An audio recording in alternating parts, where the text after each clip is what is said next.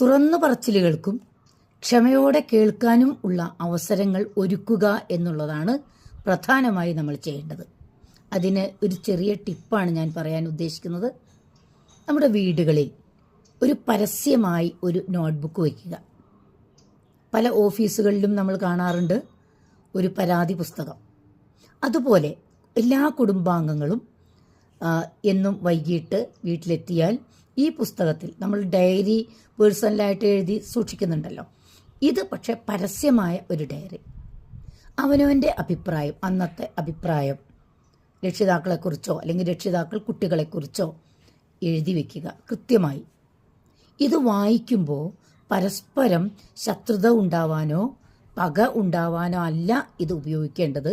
മറിച്ച് ഇപ്പോൾ ഉദാഹരണമായിട്ട് ഒരു കുട്ടി അമ്മയുടെ അന്നത്തെ പെരുമാറ്റത്തെക്കുറിച്ച് അഭിപ്രായം എഴുതിയാൽ അത് വായിക്കുകയും ക്ഷമയോടെ ആ കുട്ടിയുടെ മനസ്സിൽ അന്ന് ഉണ്ടായ ചിന്തകൾ എന്തായിരിക്കാം എന്ന് ചിന്തിക്കുകയും അതിനുശേഷം തൻ്റെ വാക്കുകളിലും പ്രവൃത്തിയിലും എന്തൊക്കെ മാറ്റങ്ങൾ വരുത്താം എന്ന് ചിന്തിക്കുകയുമാണ് വേണ്ടത്.